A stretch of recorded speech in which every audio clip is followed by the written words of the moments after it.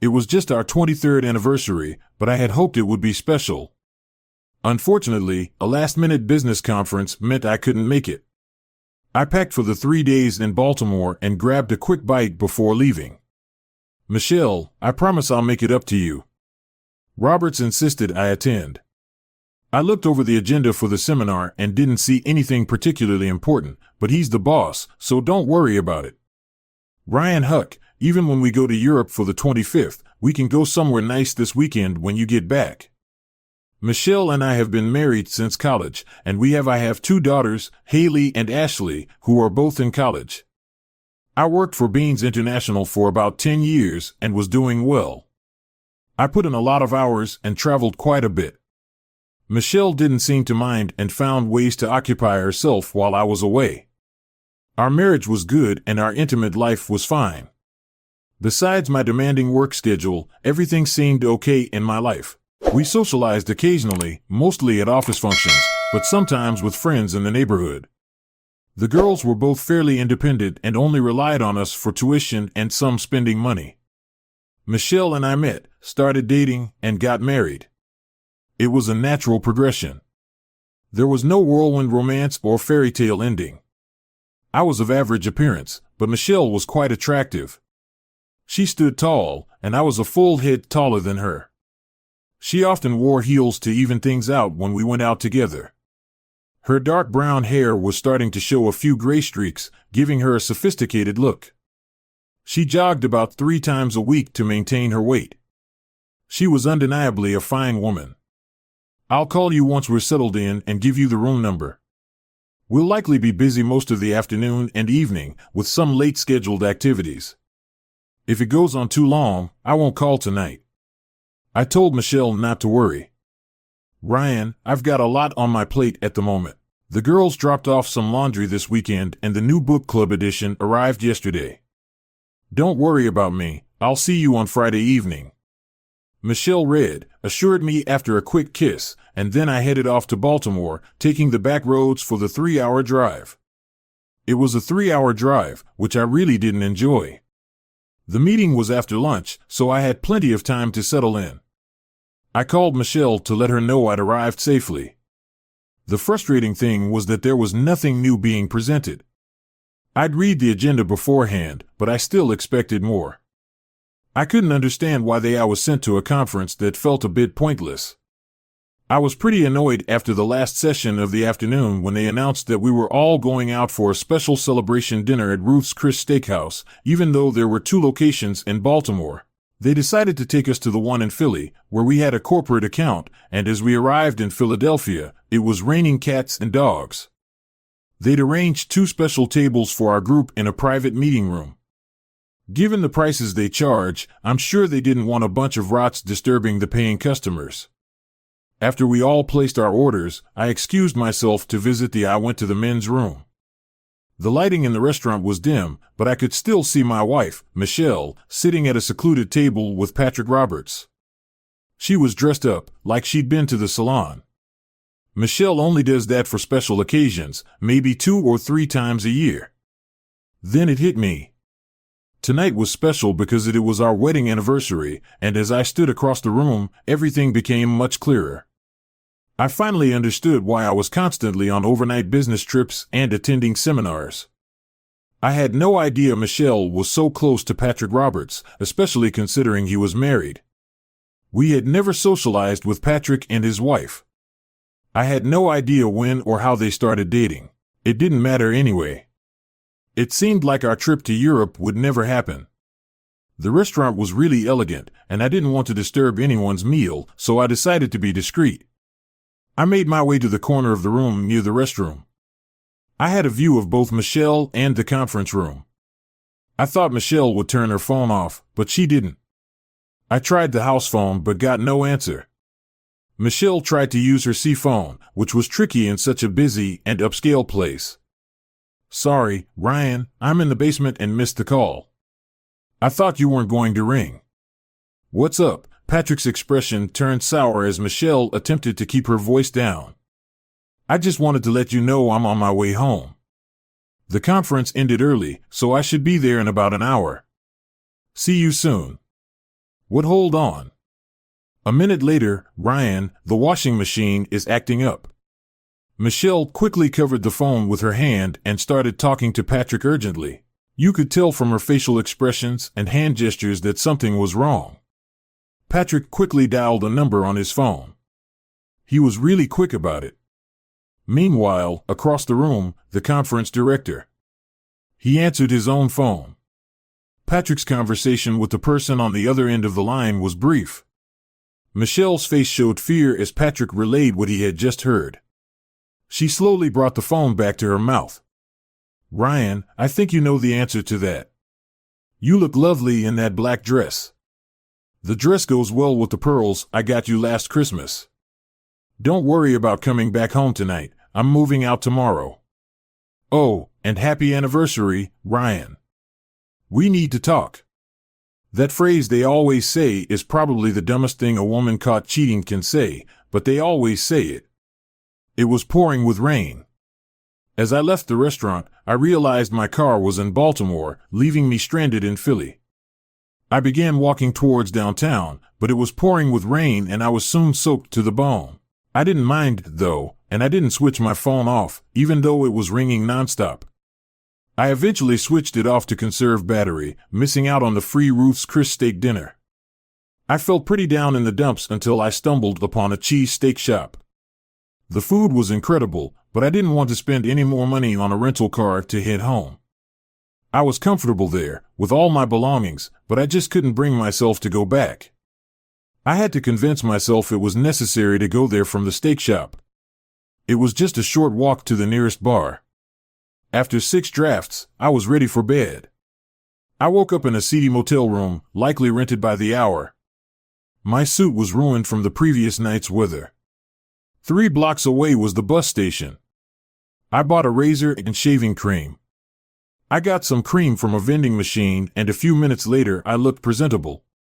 I got a pair of chinos and a polo shirt from a nearby store for less than $20. I donated my suit and white shirt to Goodwill. By that time the banks were open. I don't live in Philadelphia, but most of the banks and companies I have to deal with them there, so I quickly closed my checking and savings accounts.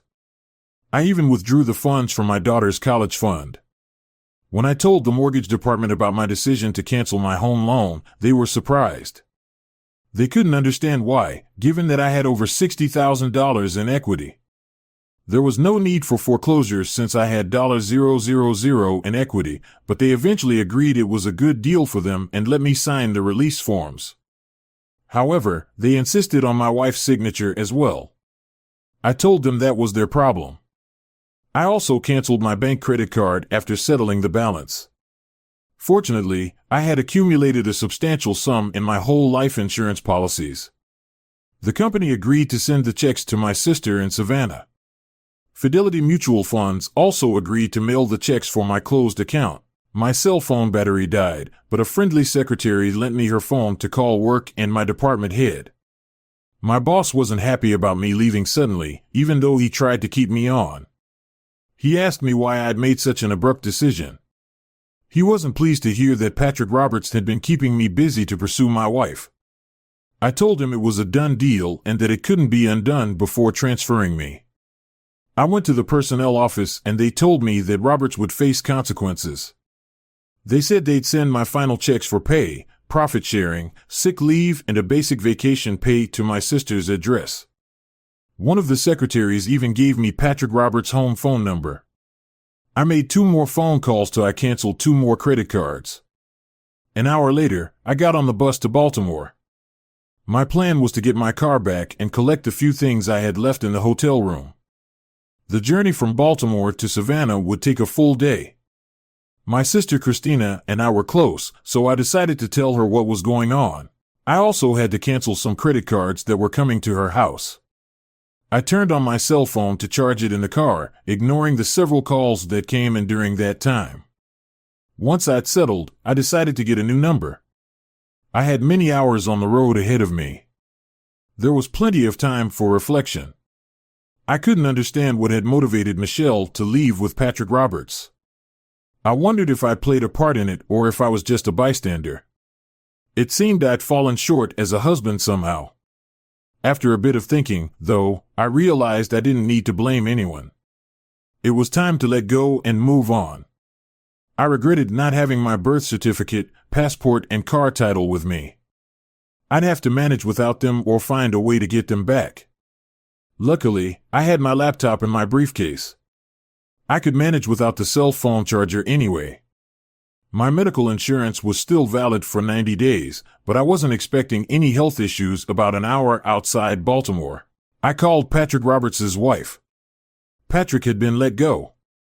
In the morning, for reasons he didn't specify, she thanked me for providing more detail and found a way to make it up to me and her. I felt he deserved at least that much, so I called Christina to let her know I was on my way. I also wanted to welcome my wandering brother. Christina greeted me from the front porch as I arrived. Your wife called twice trying to track you down, but she didn't have much luck. I'm still not sure why it was urgent or why you might be visiting your sister. I'm guessing you'll enlighten me now, or I'll have to kick your butt. The porch boasted 4 rocking chairs and an ice chest, likely stocked with beer. Christina, being older and perhaps wiser, took a seat and gestured for me to join her. Judging by your expression, I'm guessing this was something you didn't anticipate. I said I never saw it coming and certainly never expected it. Your little brother got hit out of nowhere and could use some comforting words, I replied, accepting a cold beer and a sympathetic smile from Christina. The rockers were strategically placed for us to prop our feet up on the porch railing and watch the passing traffic. Christina and her husband Gary had bought the old two. The story goes that 20 years ago, Gary was handy and had to replace a lot of the lower structures because of wood termites. These are a real problem in damp coastal areas. Their investment had paid off as the house was now part of the Savannah Historical District. I suspect infidelity. Is that right? Yep. And who's the cheating one? Michelle or Ryan? Well, I'm too socially inept to know. It's not like he'd meet another woman, so it must have been her. Christina thought for a moment. She wasn't trying to be clever, but it was hard to say outright that her husband had cheated on her. Ryan, that's unexpected. I never thought Michelle would do something like that. How did it happen? She didn't know. She didn't care. It seems she got involved with her boss, and he started sending me out of town on business trips so they could be together. I only found out because I happened to be in the wrong place at the wrong time. I didn't confront her. I just left. Is there a chance you're mistaken? No. She lied to my face about it while it was happening. She told me on the phone she was home doing laundry, but she was sitting in a restaurant with him 30 feet away from me. I never saw them together, but I'm pretty sure it happened at some point. Is there any chance of reconciliation? It's never going to happen. We opened another bottle and sat in silence for 10 minutes. It was the first time I acknowledged what had happened, and it didn't feel good. Why don't you freshen up for dinner? Gary will. I'll be home in a couple of minutes. Why don't you two catch up while I get the shrimp boiled? He doesn't know anything, so it's up to you if you want to tell them. I won't say anything if you prefer. Just tell him, Christina. It's better not to sweep something like this under the rug. I spent 2 days with Christina and Gary. They had 2 sons who were both married. Gary had put on a few pounds, so he had plenty of extra clothes he wanted to give away. I was happy to accept them as I needed some. Christina agreed to hold on to any checks or other mail that arrived for me until I could provide a forwarding address. I didn't know where I was headed next. Michelle called once the next day, but I asked Christina to call my daughter at college after I left and explain the situation as best she could. It was important to me that they knew their tuition would be taken care of. I wasn't ready to face that myself before leaving town. I got a new cell phone number and bought 2 pairs of comfortable shoes. I took the old Route 301 south instead of the interstate. The best part about being in the area was being able to have Crystal for lunch and Waffle House for breakfast. What more could a man want? I slept in the car the first night parked between 2 enormous RVs in a Walmart parking lot. One of the nice things about Crystal, besides the sliders, is the free Wi-Fi. I didn't really need the internet, but it was nice to know it was there if I did. As I drove along the street near Ryan's River, I had a stroke of luck. It was mid-morning when I pulled into a small gas station, dock, and restaurant combo for a refuel. The place was a bit run down, situated about 100 yards off the main road but visible from the bridge crossing the river. Its gravel parking lot and weathered dock, which seemed to have once been a bustling marina, spoke of its history. The Story restaurant is set up in two parts, with the restaurant section on the dock and the bar section on land. It looked like it hadn't had a fresh coat of paint in at least a decade. Across the street, there were 3 aging mobile homes that matched the worn-out appearance of the restaurant. The gas station seemed tailored for boaters cruising the waterway, as indicated by the sign out front. SS Catfish House brought back memories of my high school days working at Captain D's, giving me a nostalgic twinge. Carefully navigating my way down towards the river, I couldn't help but notice that the place was in need of some TLC. 2 teenage boys sat quietly on the dock, simply gazing out at the water. Meanwhile, loud voices emanated from the back of the restaurant. It seemed the boys were seeking refuge from whatever was unfolding inside. "There's quite a commotion in there," I remarked, attempting to strike up a polite conversation without intruding. Both boys looked up at me. The older one flashed a small smile. "Edward showed up to work drunk again," he explained. "Mom's thinking of firing him, but he's the only cook she can. If she finds out, she'll have to close up shop. She can't handle cooking and waiting tables at the same time. I assume you guys lend a hand around here. The restaurant sells beer, so Larry and I can't work in the dining room until we're 18. According to state law, we can pitch in the kitchen, but that doesn't really help Mom out much." Just then, Edward stumbled out the back door of the kitchen. It was clear from his failed attempts to get up that he was drunk. "Don't even think about coming back." That marked my first. I met Megan Fields, a tall, muscular woman from Florida. She was standing in the kitchen with her eyes blazing with fury. It was lucky for Edward that she didn't have anything in her hands, otherwise she might have hurled it at him. Megan was almost 6 feet tall, and her uniform didn't flatter her.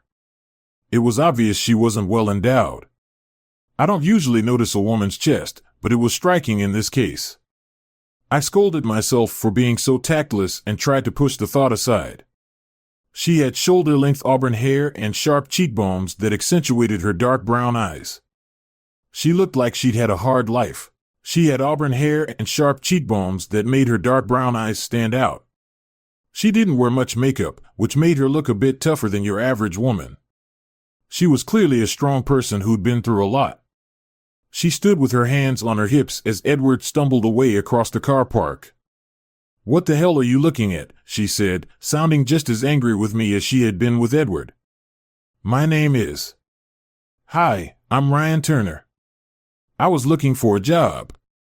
I don't know what possessed me to say that I wasn't actually looking for a job, but it seemed like the best thing to say at the time.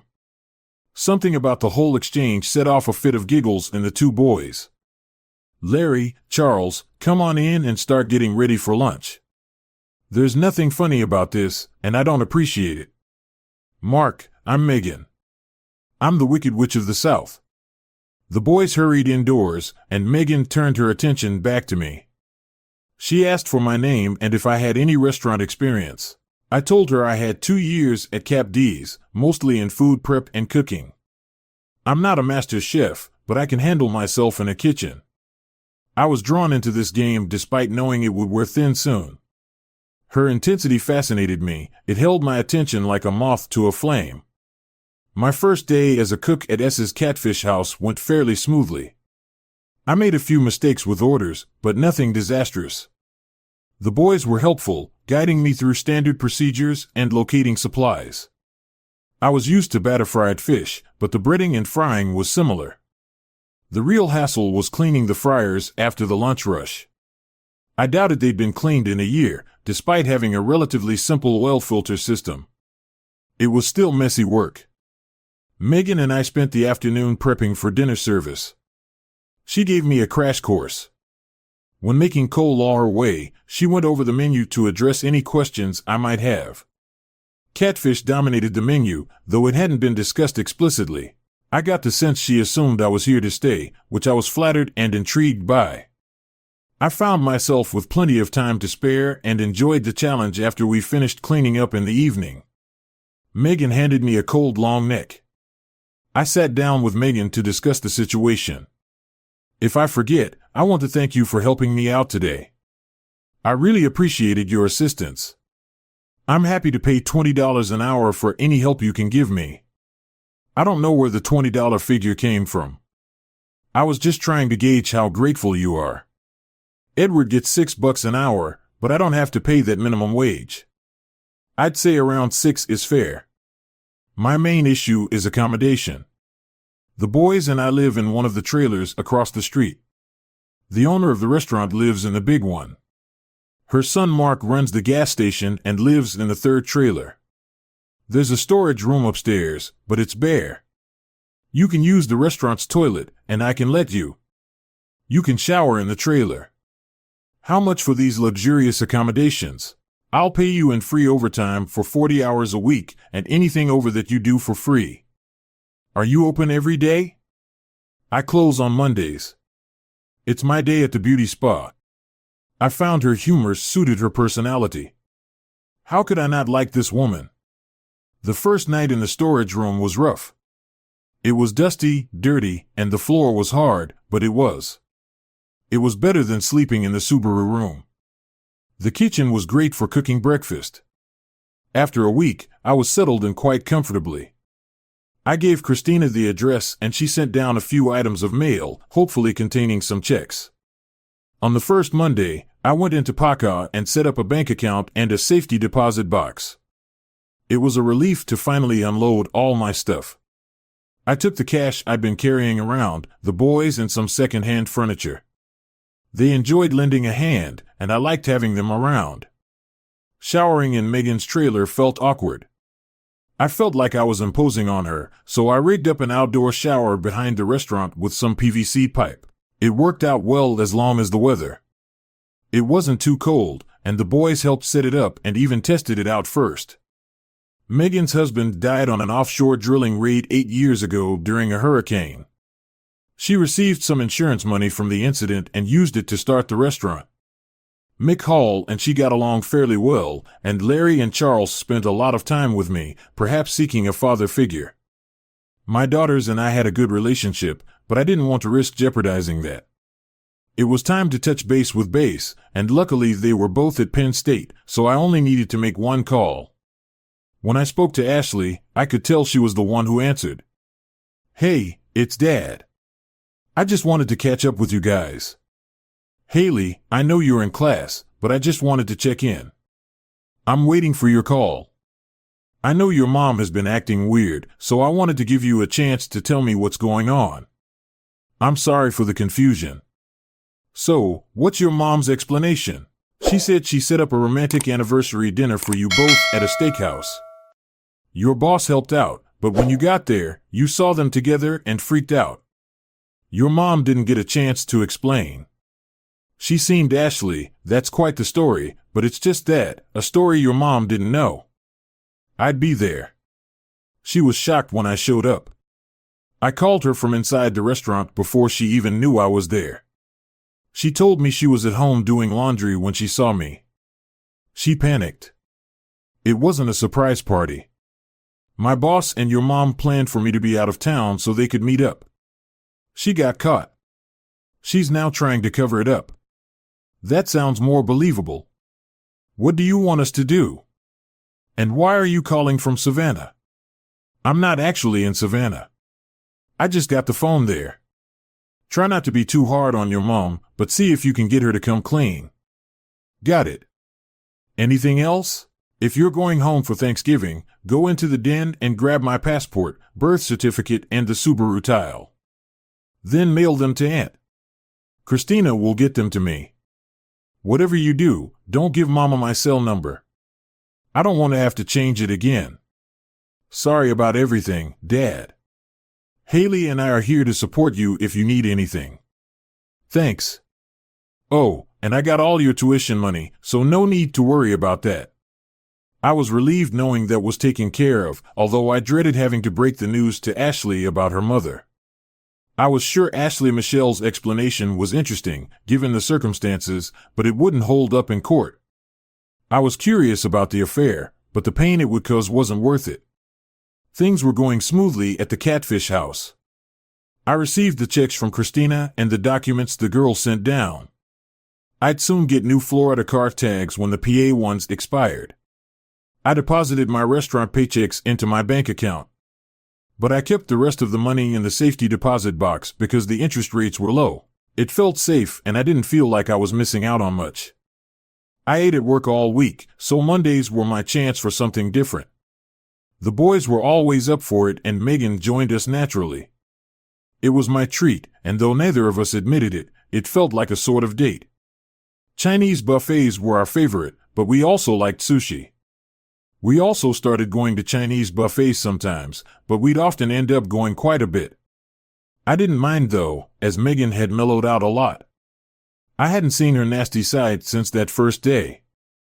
Sometimes I caught her looking at me while we worked, but she quickly looked away. I was still married, but Megan was starting to catch my eye. The restaurant had a steady flow of customers, but its earnings barely covered expenses. I lived on a shoestring. Megan's payment went straight to the bank, so I only had to cover minimal living costs. I only splurged on a tank of gas each month and our Monday night outings with Larry, Megan, and their family.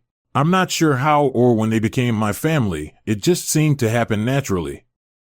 Nicole had her lunch at Sada's every day, courtesy of Megan. You could see she was growing weary. Despite being just an employee, I kept my observations to myself, silently noting the preferences of our mainly local clientele, who seemed more interested in the beer than the catfish just before Christmas. Haley called Dad to check in. "How are things going?" "All right, I guess." "No complaints?" "Is tuition time again next month?" "I just wanted to check in and make sure you're okay for the holidays." "I'm good, and so is Ashley." "I assume you'll be with your mother." "We're not exactly looking forward to it, especially now that we know the whole story." "Would you mind filling me in?" "You're not going to like it, but you were right about everything. Mom and Mr. Roberts were seeing each other for over a year. Eventually, she admitted it was a fulfilling relationship. She doesn't want a divorce, but she also doesn't want to end things with him. She said she was. She was hoping to keep everything the way it was because it was perfect for her. She started telling us details and Ashley and I had to ask her to stop. Ashley is barely speaking to Mom anymore. You're right, I didn't want to hear that. What's her relationship with Roberts like now? Well, he got fired from his job and blamed her. His wife filed for divorce and he blamed Mom for that too. Last I heard, he moved to Chicago. And she didn't ask Mom to go with him. Mom got a job at an insurance company answering phones. She ran out of money very quickly after you left and couldn't even pay the utility bills. She's just scraping by now, but I think she's selling off her jewelry and stuff. The bank told her she didn't have to make the house payments anymore. If she signs a release, I think she's going to try and sell it instead. I'll send you a power of I've got an attorney form so that your mother can sell a house more easily. You can give it to her when you go home for Christmas. She'll probably appreciate that. She was wondering why you hadn't filed for divorce yet. I'm not going to.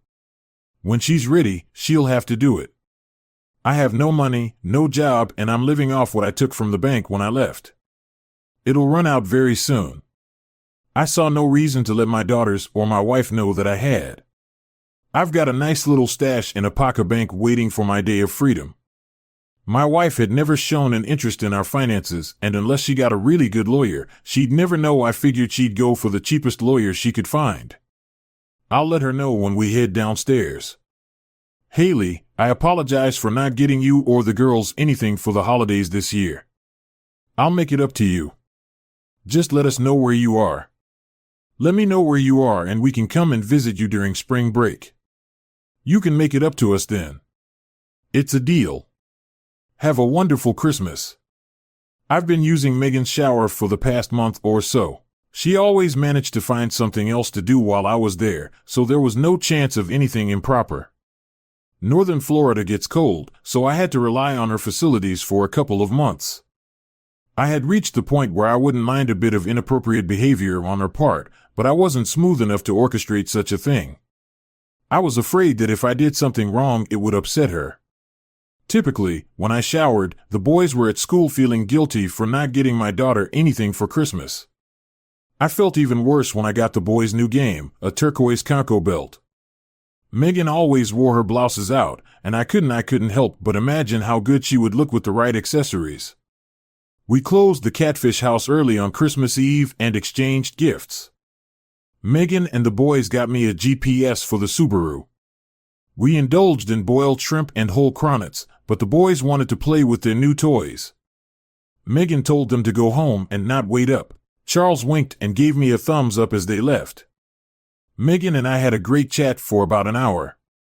We avoided any mention of our previous spouses, even though I was still married. Megan didn't seem to mind since I was slow on the uptake.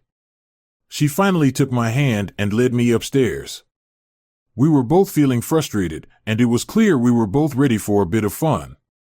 She had defined abs reminiscent of those seen on Bowflex commercials instead of soft breasts. She had firm, wonderful globes that showed no hint of sag despite having 2 kids. I was wrong to be fascinated by her lack of ample chest adornment. She was truly beautiful. We spent a wonderful night together enjoying each other's company and getting to know one another. Afterwards, we cuddled under the blanket for a few minutes. I looked up and said, "Merry Christmas, Ryan Turner." Hearing the boys downstairs, Megan jumped out of bed and began to dress. By the time I made it downstairs, the boys were already eating breakfast. Charles gave me a big grin and another thumbs up, while Larry seemed oblivious to what was going on. I ate with the boys while their mom went home to take a shower.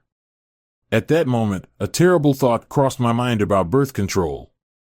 After that night, I spent a lot more time with Megan. She didn't usually stay overnight, but it was nice when she did. I think Charles explained the facts of life to Larry shortly after the holidays, and both boys seemed okay with the arrangement after the new year. Christina forwarded divorce papers, and Michelle included a small note thanking me for the power of attorney and informing me that she had and I was offered on the house. The divorce proceedings were simple and straightforward. I was responsible for the girls' school tuition, and that was about it. I signed the papers and mailed them back to Michelle's lawyer.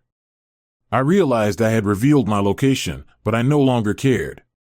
Megan approached me about recapping the restaurant menu, giving me free rein to make changes as I saw fit.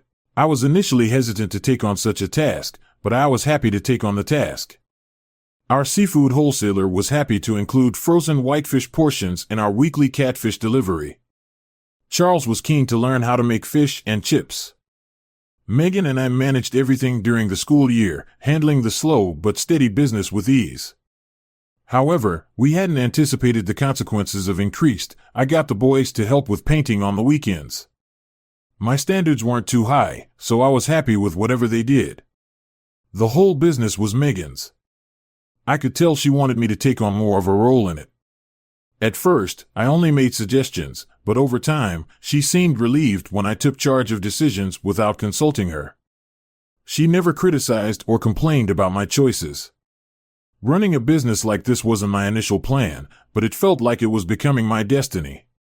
I hope that doesn't sound too profound. Mark caught the entrepreneurial bug and even spruced up the gas station.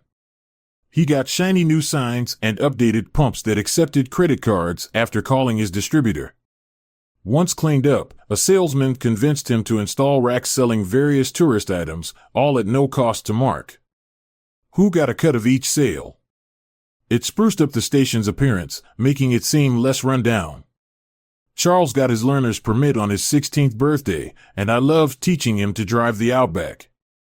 Megan seemed relieved she didn't have to do that in 2 years. It'd be Larry's turn then. One day, a good old boy from near Moss Bluff showed up with a pickup. He had a truck loaded with a freezer full of gator tail meat. He spent a good 30 minutes trying to convince me of the nutritional merits of eating reptiles. He knew his subject matter well, but he was a terrible salesman. I tried to show interest so as not to hurt his feelings. He also had some frozen cooter in the truck. I got the sense he was feeling the pressure when he made a smart move. I'll leave you 10 pounds of gator tail. And 10 pounds of turtle for you to try out free of charge. I'll be back in a week to see how things go. Would that be okay with you, Mr. Smith? He caught me off guard. I had been feeling confident, but he hit me with a zinger. Sure, I'd be glad to give it a try. Do you have any preparation suggestions?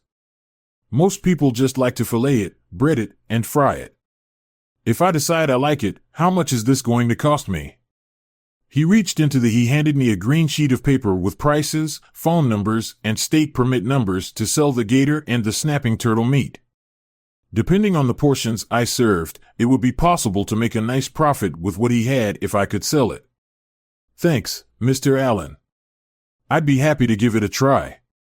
See you in a week. The fish and chips menu item was A. The gator and turtle were only on the menu in the evenings when Charles was on duty, but by the end of the week they were available all day. When they ran out, we called Frank Allen to get more. The most popular dish turned out to be a combo platter featuring gator, turtle, and catfish. Business was booming fast, even faster than we'd expected. Megan and I usually handled the dishwashing after meals, but with the increase in customers we ran out of clean dishes, so we hired Hector. He didn't speak much English, but he was great at washing dishes and never complained. He rode his bike to the restaurant every day and worked both lunch and dinner shifts. We had no idea where he lived. When Frank Allen delivered the gator and turtle the following Saturday, he brought a young girl with him. Charles helped carry the bags. The frozen meat from the truck was so distracting that he barely noticed the girl, which led to a hilarious stumble. She seemed to be around Charles's age, maybe slightly older. Megan seemed amused by the scene, and at supper that night, we all enjoyed teasing him about it. February came to an unexpected close. I was just getting the fryer started when Megan returned to the kitchen. Surprise! Ryan, you've got a visitor. Your wife's here, Megan said. She announced it in an utterly neutral tone, with no emotion showing. I stepped out into the dining area to see Michelle for the first time in months. She looked as stunning as ever, with flawless hair and makeup, and an outfit that highlighted her figure. Megan stayed behind in the kitchen. You're not easy to track down, she said. You're looking good. You too, I replied. I wasn't expecting to see you. Is there a specific reason for your visit? I could tell she was nervous. She was chewing her lip and shifting her weight. I just wanted to give you the final divorce decree. It went through faster than expected, so I thought you'd want it ASAP. She handed me a folded document, which I didn't bother opening.